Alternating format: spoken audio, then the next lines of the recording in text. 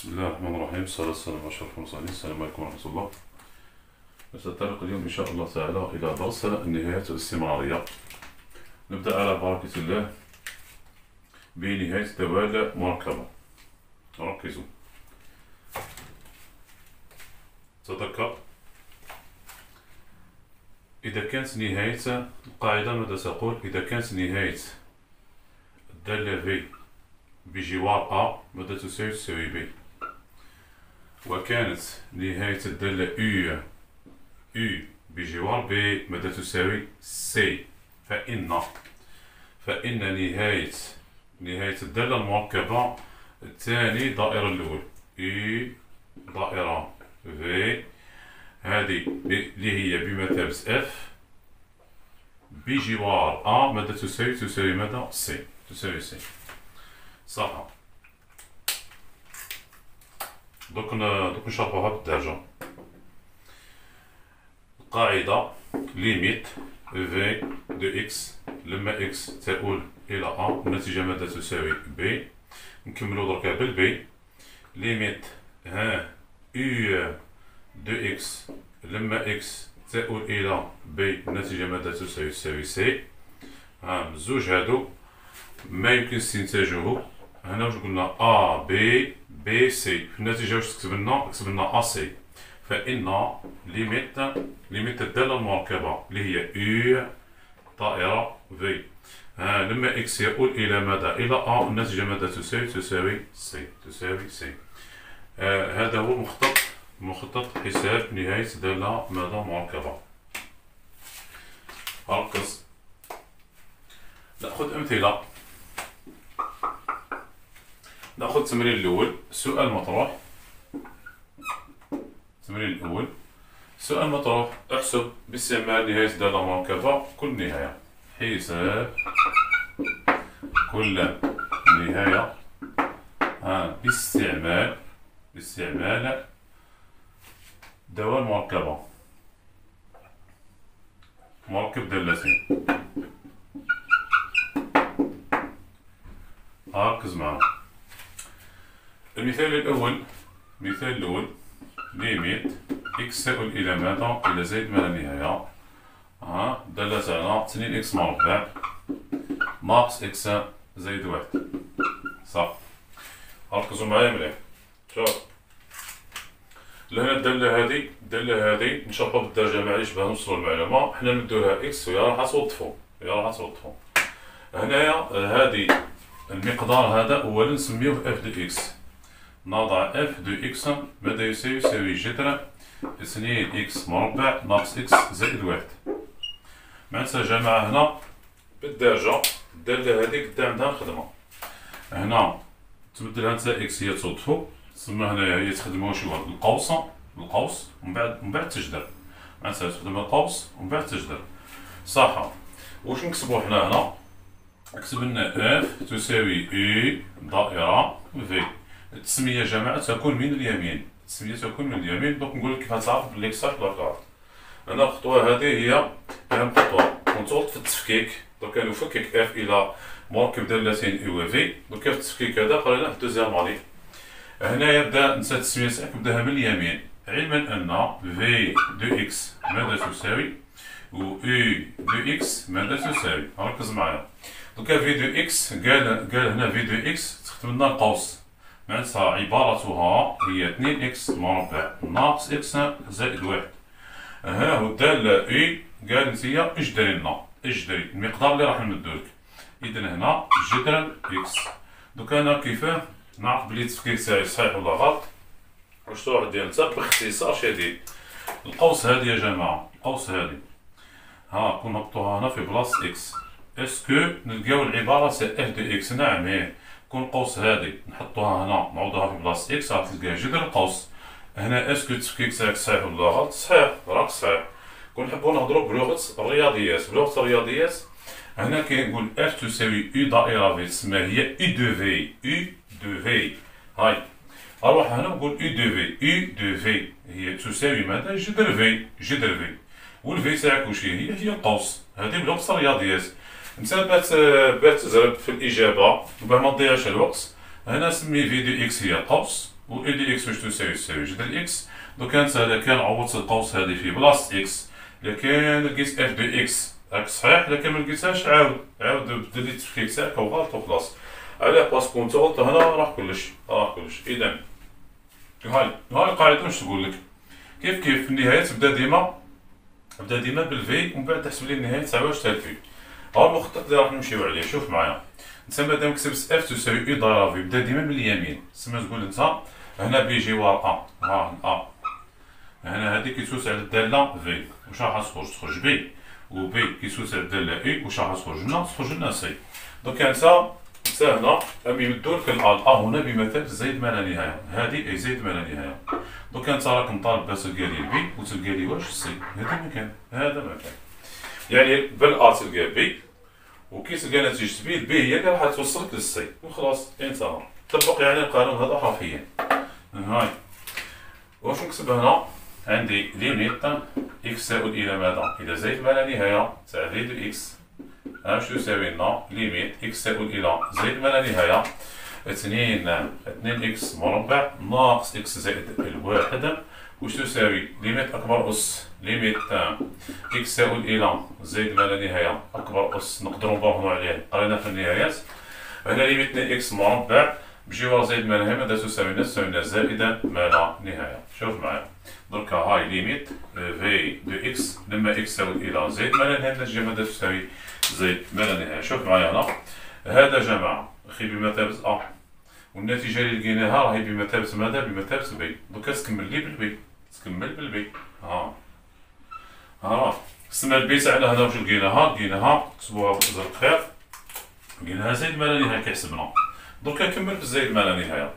ليميت هاي ليميت دوكا الدالة الثانية أو، عندي ليميت أو دو إكس و إكس وين تؤول إلى زائد ما لا نهاية اللي هي البي. دوكا البي اللي تلقى لي سي واش تساوي لنا؟ ليميت إكس يؤول إلى زائد ما لا نهاية جذر إكس جذر زائد ما لا نهاية ماذا يساوي؟ زائد ما لا نهاية.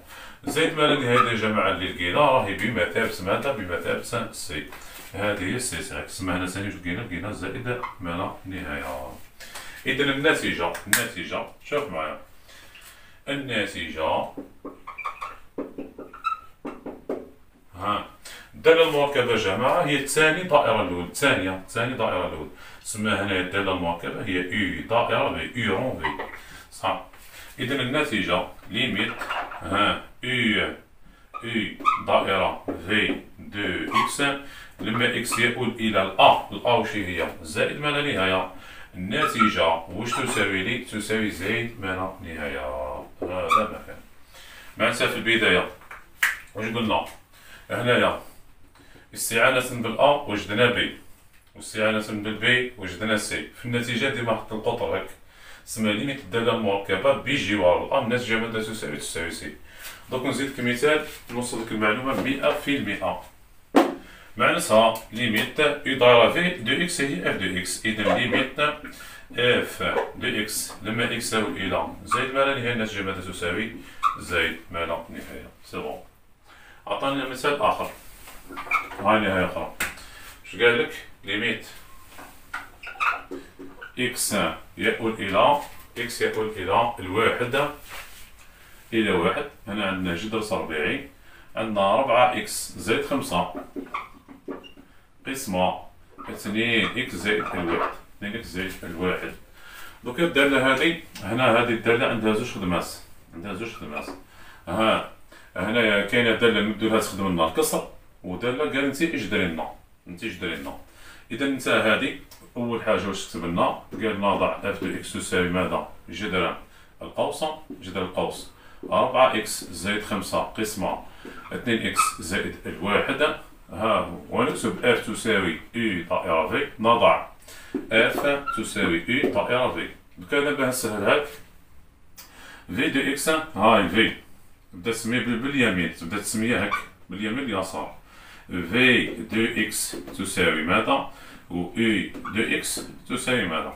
هنا قال الدالة الأولى نتي تخدمي لنا الكسر. تسمى عبارتها 4 اكس زائد 5 2 اكس زائد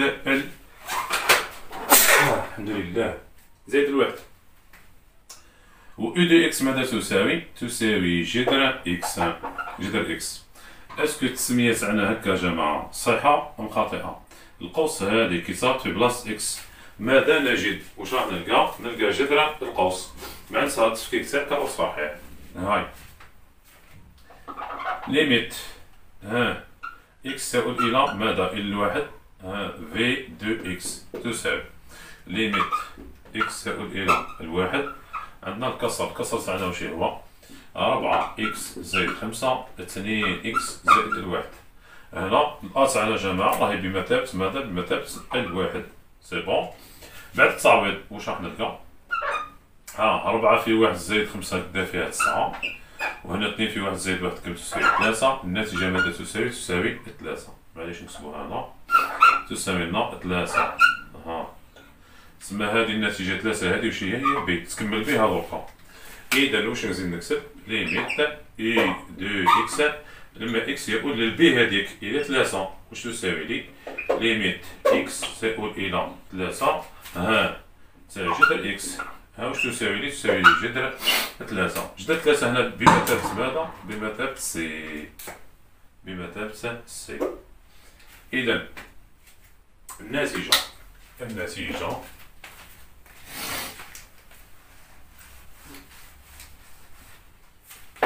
هاي النتيجة ليميت الدالة المركبة اكس بجوار الأ لما اكس يؤول إلى واحد تاع اف دو اكس واش تساوي لي؟ ليميت اف دو اكس لما اكس يؤول إلى واحد ماذا تساوي؟ تساوي جذر 3. هاي النتيجة تاعي. معناتها كتوضيح تقدر تستعين بالمخطط تفهمها بيان. هنا بجوار الواحد نهاية في بجوار الواحد النتيجة ماذا تساوي؟ تساوي وجدنا 3. بجوار 3 نهاية اي بجوار 3 ماذا تساوي؟ تساوي جذر 3. إذا نهاية الدالة المركبة اللي هي ثاني دائرة الأول اي دائرة في اللي هي اف بجوار الواحد الناتجة ماذا تساوي لنا 3. وهذا واش درنا. هنا استعين بالمخططات تخدم مثال زوج خلاص تفهم كلشي. هيا زدنا مثال. المثال الثالث. هنا تعلم التفكيك برك كي تعلم التفكيك ما تغلطش في الخطوة تاع التفكيك النتيجة راح تجيبها صحيحة. المثال الثالث هذا مليح. ليميت اكس تؤول إلى زائد ما لا نهاية. واش عندنا هنا؟ 1 زائد جذر اكس قسمة جذر اكس. يا جماعة شكون اللي جاوبنا التفكيك؟ اف دو اكس نخدم كيما السيسك باش تساوي 1 زائد جذر اكس قسمة ماذا؟ قسمة جذر اكس. نضع اف ماذا تساوي؟ تساوي اي دائرة في. شوف هنايا في دو اكس واش تساوي؟ و اي دو اكس واش تساوي؟ هاي دوكا في رايك دوكا الدالة في واش لازمنا نمدولها؟ قالنا مثلا الدالة في دو اكس أنا نعاونك. قال نسي خدم لنا جذر اكس. نسي تحسب لنا جذر اكس. سي بون. دوكا انت فكر واش لازمك تكتب هنا بحيث أنا كي نهبط جذر اكس هذا لهنا لازم نلقى هادي. كان يجاوبتك تسمى واش محتمل عليك تكتب لازم تكتب لي هكا 1 زائد اكس قسمة ماذا؟ قسمة اكس. انت كيفاش تعرف بلي صحيح؟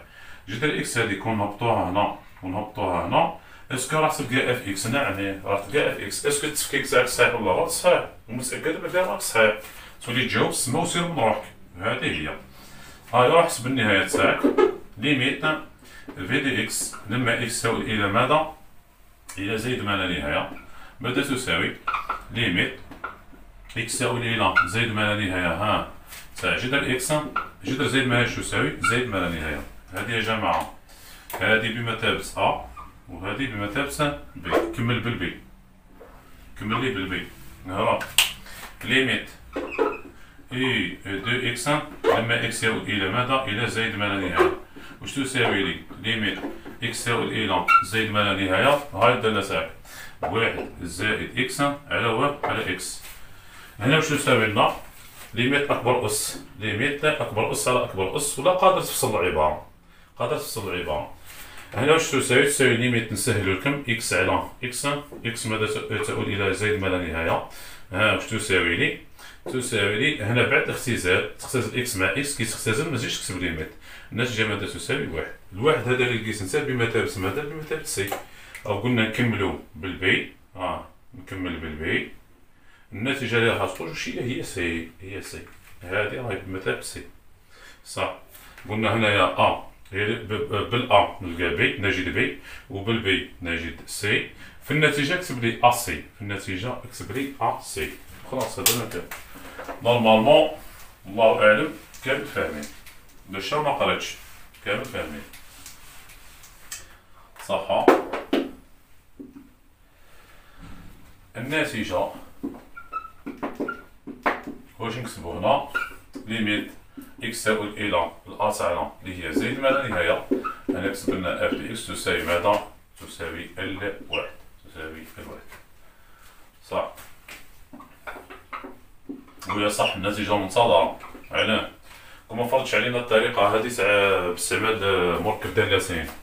هنا بجوار زائد ما لا نهاية. بجوار زائد ما لا نهاية. كون تفصل بركا. هنا تقول واحد على جذر إكس زائد جذر إكس على جذر إكس.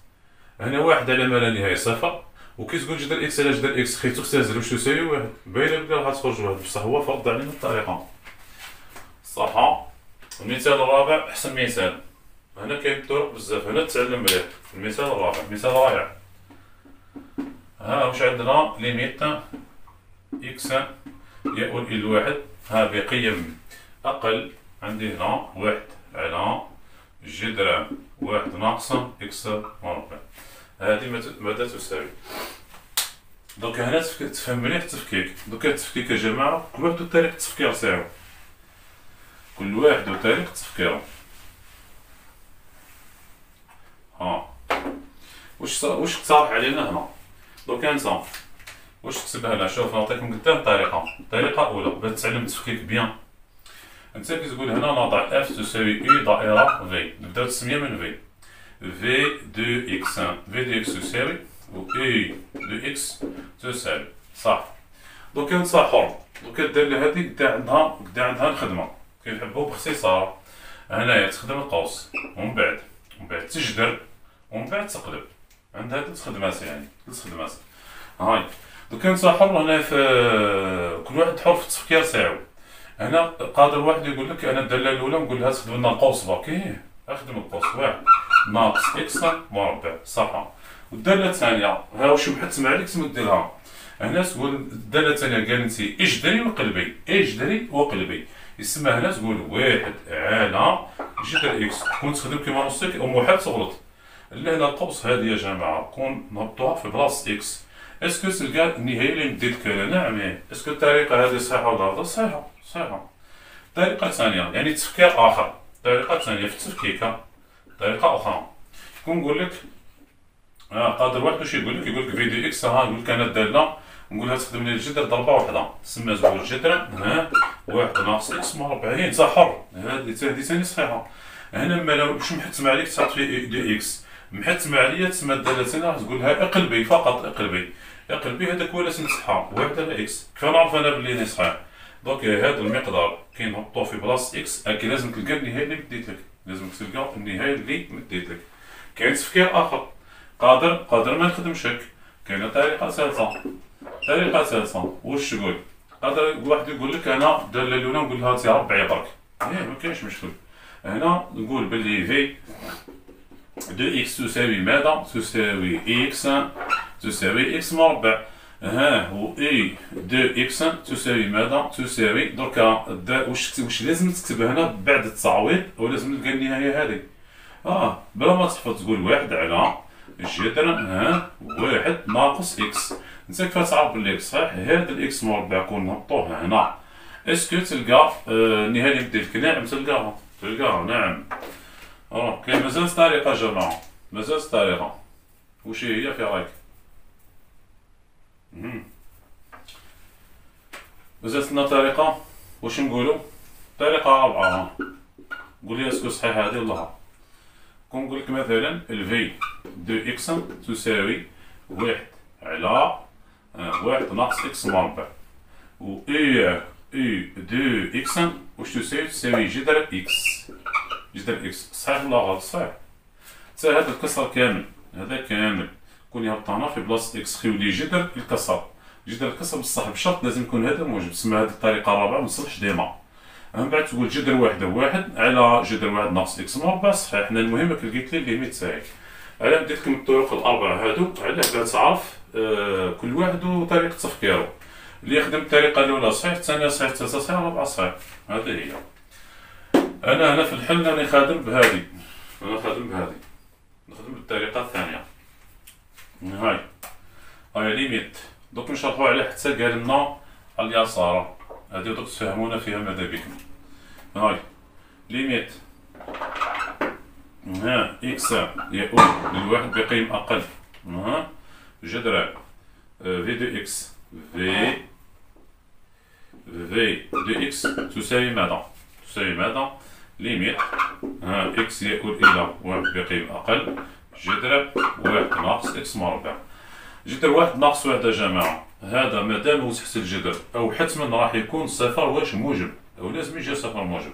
ودوك نشرحوها. جذر صفر موجب واش تساوي؟ تساوي صفر موجب. دوك هادي بي تاعي، ها البي، وهادي واش هي؟ هي الأ. دوك تكمل لي بهادي، كمل لي بالبي. إذا ليميت إي دي إكس لما إكس يؤول إلى ماذا؟ إلى البي اللي هو واش؟ صفر موجب. صفر موجب. قلنا نكملو بالبي. ها البي تاعي. داكور. ليميت إكس يؤول إلى صفر موجب. صفر موجب واش نكتب؟ واحد على إكس. واحد قسمة إكس. واحد على صفر موجب يا جماعة واش يساوي لنا؟ يساوي لنا زائد ما لا نهاية. زائد ما لا نهاية. هذه بمثابة سي. الناتجة واش نكتب هنا؟ ليميت اف دو اكس لما اكس يؤول الى ماذا؟ الى ا اللي هي واحد بقيم اقل ماذا تساوي لنا؟ زائد ما لا نهاية. هاي نتيجتك. هنا النتيجة منطقية يا جماعة. شوف كنحبو نلقاوها بالنظر بلا كما فرضتش علينا الطريقة. كتحط انت هنا واحد ناقص واحد كم يساوي؟ صفر. ومادام تحت الجذر تسماو أو لازم يجي صفر موجب. جذر صفر موجب تساوي صفر موجب. واحد قسمة صفر موجب تخرج زائد ما لا نهاية. باينة بالنظر. الأمر هذا راهو باين وواضح صح. دوك أنا راح نفهمك على حتى قال بقيم أقل. نحطوها توضيح على ما قالش بقيم أكبر. نهار عليها.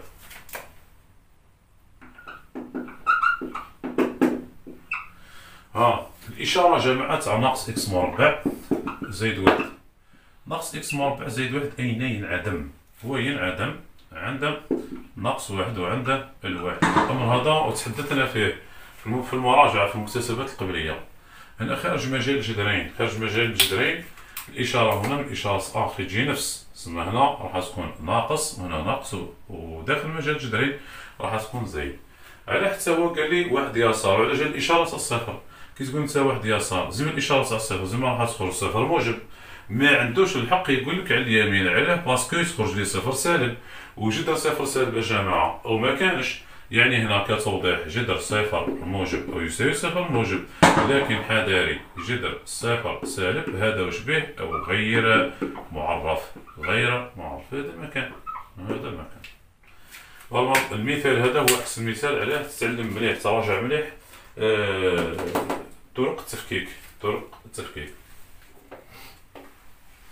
هذا التفكيك هذا وقريناه في دوزيام ماهي الدرس الأول. اوكي نزيدو مثال. المثال هذا ليميت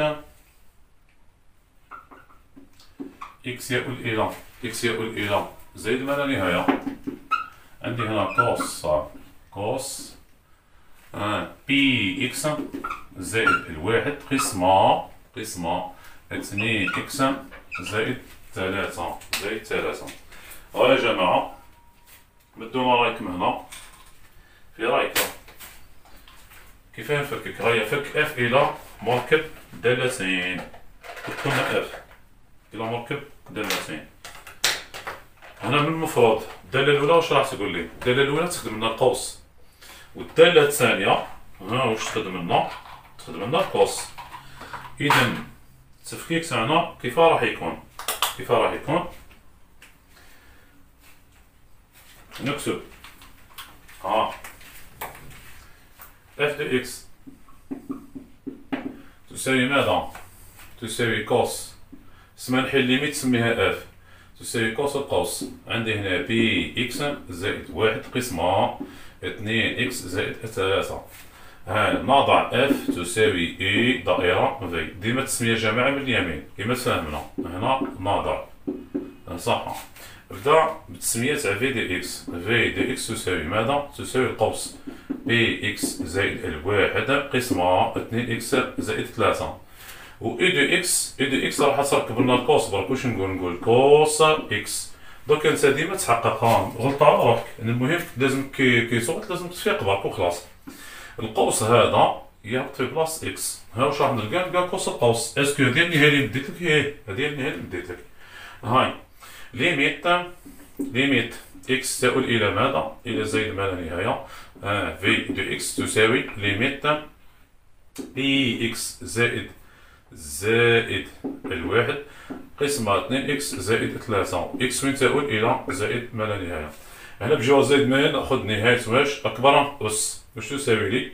تساوي لي ليميت اكس تؤول الى زائد ما لا نهاية بي اكس قسمة 2 اكس. اكس تختزل مع اكس، الناتجة ماذا تساوي؟ تساوي بي على 2. بي على 2 هذه يا جماعة بمثابة ماذا؟ بمثابة بي. تسمى هاي الأ وهاي بي. درك نكمل بالبي. كي نكمل بالبي ها واش نكتب ليميت اكس تؤول الى بي الى بي على 2 الى بي على 2. ها الدالة تاعنا واش هي؟ كوس اكس. ماذا تساوي؟ بعد التعويض مازالش تكتب ليميت كوس بي على 2. هنا يا جماعة اللي على بالي بكم بلي راكم ناقصين بزاف الدائرة المثلثية هذه في كل ما يتعلق بالسينوس والكوس. هذه بربي ان شاء الله باذن الله تعالى نديرو لها حصة سبيسيال. دوك انا نعطيك لمحة تاع 2 دقايق ولا حاجة، راك تولي تجاوبني على اي جيب وجيب تمام تاع اي زاوية. كوس بي على 2 ماذا تساوي؟ تساوي صفر. تساوي صفر صح.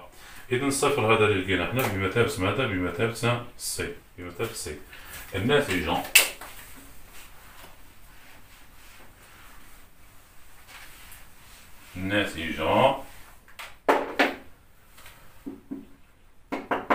ها النتيجة تاعنا ليميت اكس تؤول إلى زائد ما لا نهاية اف دو اكس ماذا تساوي؟ تساوي صفر. تساوي صفر. شوف بدا نلخص لك واش اللي درت. هنا بجواز زائد ما لا نهاية كون ما فرضتش علينا الطريقة، كي نقولو بجواز زائد ما لا نهاية دي هنا نهاية أكبر أس على أكبر أس باختصار شديد. إكس تروح مع إكس راح النتيجة واش راح تلقاها؟ كوس بي على 2. كوس بي على 2 ماذا تساوي؟ تساوي صفر. دوكا هنا ها تدعيم ركز معايا ركز معايا 5 دقائق. دوك بحول الله تفهم مليح هذه الدائرة المثلثية. كونسقسيك على كوس اي زاوية مع اس بي على 2. كل خطرة نعطيكم معلومة باه ما يجيكمش اكسيدات في المعلومات. تدعيم احنا نمدلك معلومة على الدائرة المثلثية. لمحة عن الدائرة المثلثية. شوف الدائرة المثلثية قرأتوها بريمير دوزيام اني. لهنا هي دائرة مركزها او نصف قطرها ماذا يساوي؟ الواحد. دائرة مركزها او نصف قطرها ماذا يساوي؟ واحد. هذا محور فاصل وهذا محور الكوس. هنا كوس ناقص كوس، وهنا محور التراتيب محور السينوس. هنا سينوس وهنا ناقص سينوس. شوفوا يا جماعة دائرة قلنا هذه الدائرة مركزها او نصف قطرها ماذا يساوي؟ يساوي الواحد. يعني الأبعاد هذه كامل متساوية، طولكم منها ماذا يساوي؟ يساوي الواحد. كي نقراها على المعلم بيان سور هنا تقول واحد وهنا واش تقول؟ ناقص واحد. هنا واحد وهنا ناقص واحد. الأمر هذا أنا فاهمينه. هنا يا جماعة شوف كي تعود عندك نقطة تنتمي إلى الدائرة. هنا كي تحب تقرا الكوس تدريجيا الناتجة الكوس تقرا على محور فاصل. نقول لك علاه بلا حفاظة. هذا هو كوس اكس لا كوس الفا. كوس الفا وهذا تدريجة هذه هي سينوس ألفا. نعطيك الدليل عليه. ها الألفا تاعي ديال ألفا كوس ألفا جماعة واش يساوي؟ خي المجاور، هذا المجاور وهذا الوسط وهذا المقابل، هذا المقابل صح. المجاور على الوسط، الوسط الطول تاعو واش يساوي؟ يساوي الواحد. تسمى الوسط تحب ما تقسمش على الوسط، تقول المجاور على الوسط، تسمى هذه هي صح تدريجة صح كوس. وكي نقول لك سينوس المقابل على واش على الوسط؟ الوسط راه واحد، المقابل هذا ولا هذا كيف كيف، تسمى باختصار شديد. هنا جماعة لقراءة هام جدا، هام جدا لقراءة كوس ألفا، كوس ألفا. هنا أقرأ الفاصلة، أقرأ إكس أ، إكس أ، أقرأ الفاصلة. ولقراءة سينوس ألفا أقرأ إيكغيك تاع إيكغيك ترتيب. سمول كوس باختصار أقرأ لي الإكس وسينوس أقرأ لي الترتيب وخلاص، أقرأ إيكغيك. هذا ما كان. ها نروح نهضرو دوكا الزاوية. الزاوية يا جماعة هذه هكا في زاوية قائمة. هذا هو الصفر تاعنا، يعني كل ما تمشي بربع دورة نقول بي على 2، بي على 2 هي 90، نهضرو باللغة تاع الراديان، بي على 2. كون زيد لي قوس واش الفاصلة الناتجة واش هي؟ عندي الزاوية الناتجة هي 2 بي على 2، 2 بي على 2 ماذا تساوي بي بلا فاضة. كي زيد لي قوس واش هو الاسم تاع القوس النقطة الناتجة؟ 3 بي على 2. زيدني قوس واش راح تلقى؟ 4 بي على 2 ماذا تساوي؟ 2 بي. تسمى النقطة هذه عندها زوج أسامي، عندها صفر هو انطلاق و 2 بي ماذا؟ وصول.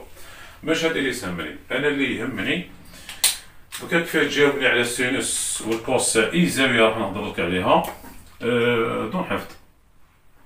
ركز شوف، عندنا هنا ألفا، هنا سينوس ألفا، هنا كوس ألفا. هنا اسمعني مليح، عندي صفر هذه اللي سمكتها بي على 2 بي 3 بي على 2 و 2 بي 2 بي صح.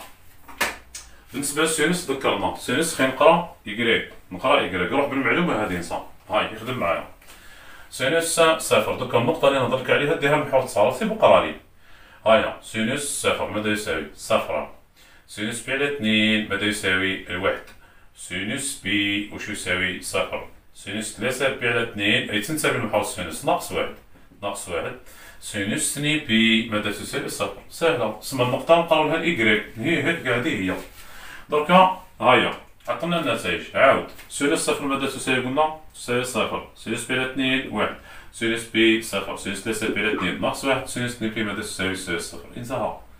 بالطريقة مماثلة يا جماعة قرا لي الكوس دون حفظ، دون حفظ.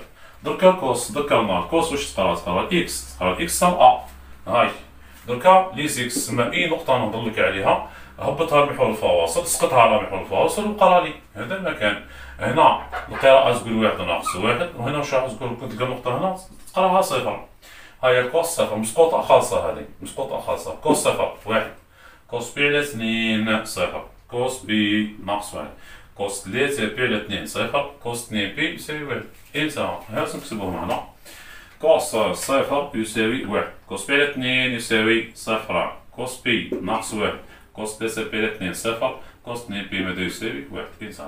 هذه يا جماعة أنا قلت لكم لمحة، لمحة فقط باش نحلك العقدة هذه تاع الكوس والسينوس. في حصة أخرى إن شاء الله نقول لك نهضروا على عائلة بي على 4، من بعد نزيد نهضروا على العائلة تاع بي على 6، ومن بعد تاع بي على 3 تولي كي تسمع روحك تجاوب. هذا ما كان باختصار شديد. نتوقف هنا، نلتقي الحصة القادمة إن شاء الله في أمان الله. السلام عليكم ورحمة الله.